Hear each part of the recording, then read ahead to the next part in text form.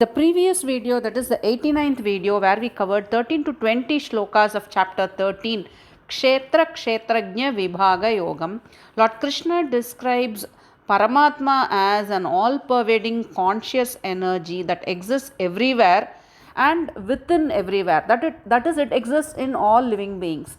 It is described as the light of all lights and the ultimate object of knowledge. Staying in the hearts of all beings, it is a silent witness and sustainer of all. So let us next understand the distinction between Prakruthi and Purusha in the next few shlokas that we would cover in today's video. So let us move to the 21st shloka. Karya karana kartrutve hetuf prakriti ruchyate Purusha sukha dukkhanam bhoktrutve hetu ruchyate. Karya karana kartrutve prakriti hetu uchyate. So uchyate, it is said. It is said what? Karya karana kartrutve prakriti hetu. So prakriti, the material energy, is responsible for karya karana kartrutve, for the cause and effect, for the performance of various activities, various actions and the effect. Sukha dukkhanam bhoktrutve purushaha hetuhu uchyate. So uchyate, once again it is said, Purushaha hetu. Purusha, the individual soul, is hetuhu, responsible for sukha dukkhanam bhoktrutve. So for experiencing joy and sorrow, Purushaha, the individual soul, is responsible. Uchyate, it is said so. So in this shloka, Lord Krishna explains that Prakriti, the material nature, is a cause behind all physical effects, that is the evolution of the body and the various instruments of actions like the senses. So Prakriti, the material nature, provides the machinery for life. The Purusha, that is the individual soul, is said to be the reason for experiencing pleasure and pain. So this means that although the body performs the physical action, that is the Prakriti performs the physical action, it is the individual soul which identifies with those acts that experiences the literally goes through the emotional and sensory experiences. So understanding this difference helps a person realize that the true self is a conscious observer separate from the mechanical functions of the world. Purushah prakritisto hi bhunkte prakritijan gunan karanam gunasangosya sadasadyoni janmasu. So prakritistaha hi purushaha prakritijan gunan bhunkte. So bhunkte is enjoy, experience. Prakritistaha hi purushaha. So this prakriti, which is in this purusha, which is in association with prakriti, that is being in association with the prakriti. Prakritistaha hi purushaha prakritijan gunan bhunkte. So it is enjoying, being in association with the Prakriti. This Purusha, the individual soul, experiences the gunan, the three gunas produced by the Prakriti. So gunasangaha asya sat asat yoni janmasu karanam. So attachment with these gunas is the cause of the sat asat yoni janmasu, for the innumerable births in good and sat asat, in good and evil wombs. So in this shloka, Lord Krishna explains the cause of rebirth. So the individual soul, while being seated in the Prakriti, the material nature, enjoys the gunas born of the same Prakriti. So it is this attachment. Lord uses the word gunasanga. So it is this attachment or the infatuation to these gunas, that is material qualities like sattva, rajas and tamas, that causes the soul to take births in various asat, asat, yoni, that is good or evil wombs. So the soul is inherently pure, but its desire to experience the material world ties it to a physical identity that results in bondage. So understanding this is the first step towards becoming spiritually independent. Upadrashtanumanta cha bharta bhokta maheshwaraha paramatmeti chapyukto dehasmin purushah paraha. Purushaha asmin dehe api paraha. So the Purusha, the Atma residing in the physical body, Asmin dehe api paraha. So it is really paraha, it is a supreme.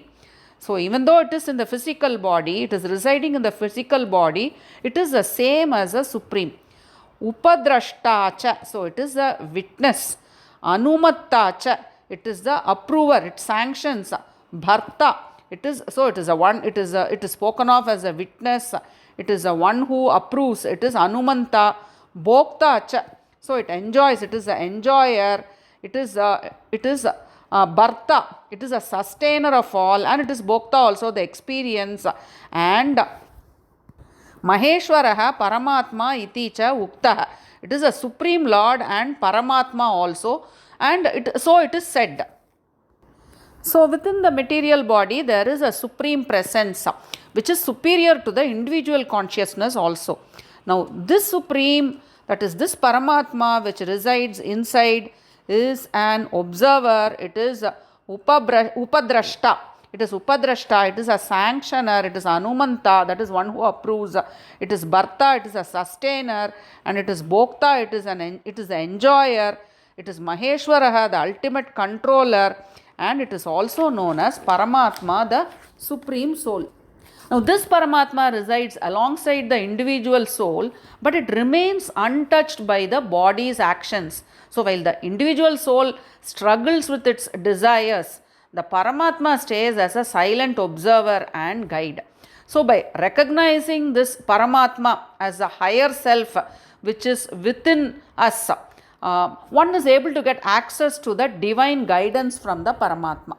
Yayevam vetti purusham prakrutim cha gunaih saha sarvata vartamanopi na sabhuyo bijayate.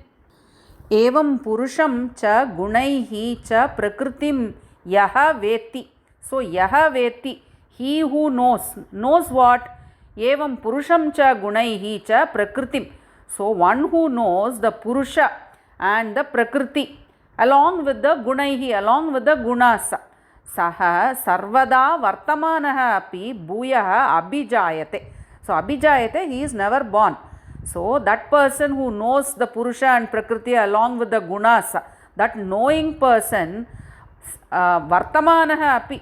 So even while performing his duties, so he may be performing his duties, whatever be his situation, in the present, in Vartaman, in the present, Bhuyaha Abhijayate. So he is never born again. So in this shloka, Lord Krishna tells that one who truly understands the nature of the Purusha, that is the individual soul, and Prakriti, the material nature, and its interaction with the gunas, will never be born again. So regardless of the duties this person performs, this deep realization dissolves the karmic bonds that causes birth and rebirth. So in this shloka, tells us that this wisdom is the ultimate tool for freedom. So once this is understood, that is once Prakriti and Purusha and the three gunas, their interaction with the three gunas is understood, the person is no longer influenced by the material world and he is free from bondage. ध्यानेनात्मनि पश्यन्ति केचिदात्मानमात्मना अन्ये सांख्येन योगेन कर्मयोगेन चापरे. आत्मानं केचित् आत्मना ध्यानेन आत्मनि पश्यन्ति. केचित्, that is some people, आत्मना ध्यानेन. So some people see the supreme divine through their mind, by focusing their mind through meditation. Okay, so dhyanena, so they they perceive the supreme divine through meditation by focusing their mind. Sankhya yogena, so anye sankhya yogena, so others through sankhya yoga, that is through the discipline of knowledge. Karma yogena cha apare yet others through karma yoga, through the discipline of action. So in this shloka, Lord Krishna acknowledges that people have different temperaments. Now based on the temperaments that they have, some perceive Paramatma through the practice of meditation, that is through dhyana, focusing the mind on the divine. Now others through Sankhya Yoga, that is through cultivation of knowledge, and apare, yet others through the path of selfless action, that is through Karma Yoga. So temperamentally people are different. Some may be contemplative, they may be highly intellectual, and others may be action oriented. So based on their temperament, people practice one of the spiritual paths to reach the same goal. अन्ये त्वेवमजानन्तः श्रुत्वान्येभ्य उपासते तेऽपि चातितरन्येव मृत्युं श्रुतिपरायणाः. Tu, but anye evam ajanantah, certain others not knowing these spiritual paths, that is in the previous shloka, Sankhya Yoga, Karma Yoga and Dhyana Yoga were explained. So people who are not, who do not know these spiritual paths, evam ajanantah, they do not know, anyebhyah shrutva upasate cha. So they listen to the truth from anyebhyah, from others, and they worship. So certain persons not knowing the various spiritual paths, with absolute faith, they worship after hearing the truth from others. Te shruti parayanaha. So shruti parayanaha is those who listen to others in a very devoted way. So the te shruti parayanaha api atitaranti eva. So even those devoted to what they hear, atitaranti eva. So taranti is they are able to swim, that is they are able to navigate mrityu, they are able to navigate the cycle of birth and death, and they are able to achieve the goal. So some persons may not be well versed in the spiritual paths described in the previous shloka, that is Sankhya Yoga, Dhyana Yoga and Karma Yoga. No, these individuals, what do? They begin their spiritual journey by hearing the truth from others and they follow it with absolute faith. So these individuals, through their sincerity in devout listening, they also succeed in crossing the ocean of samsara and they achieve liberation. So intellectual depth is not a requirement. If one is open-minded to spiritual wisdom and he has shraddha towards the guru who teaches the truth, he is able to navigate the cycle of birth and death and reach the goal of liberation. Yavat sanjayate kinchit satvam stavara jangamam kshetra kshetrajna samyogat tatvidhi bharatarshaba. So Bharatarshaba, Arjuna, the greatest among the descendants of Bharata, yavat kinchit stavara jangamam satvam sanjayate. So stavara is moving, stavara is unmoving and jangamam is moving. So yavat kinchit, whatever jiva is born, be it moving or unmoving, sanjayate is born, tat kshetra kshetrajna samyogat. So it is only born out of the interaction between kshetra, the field of activity, and kshetrajna, the knower of the field of activities. Vidhi, know this. So in this shloka, Lord Krishna explains that be it moving or stationary, whatever being exists, it is born from the union of kshetra and kshetrajna. So nothing in the physical world exists without the spark of consciousness provided by the soul. So the Atma needs a physical body to act. This shloka teaches us to see the entire world as a complex place where there is interdependence. So knowing this truth, recognizing this union of kshetra, the physical matter, and kshetrajna, the individual soul, will help us to respect the divine presence in all aspects of creation. Samam sarveshu bhuteshu tishtantam parameshwaram vinashyatsva vinashyantam yah pashyati sa pashyati. Yaha vinashyatsu sarveshu bhuteshu parameshwaram avinashyantam samam tishtantam pashyati. So yaha he vinashyatsu sarveshu bhuteshu. Vinashyatsu, perishable. So he who sees in the perishable living beings, parameshwaram avinashyantam samam tishtanti pashyati. So he who sees Parameshwara, the Supreme Lord, who's imperishable, the Supreme Lord, he who sees Parameshwara as abiding samam tishtanti pashyati, abiding alike in all living entities, saha pashyati. he truly sees. So, the true seer is one who sees a Supreme Lord existing equally in all living beings.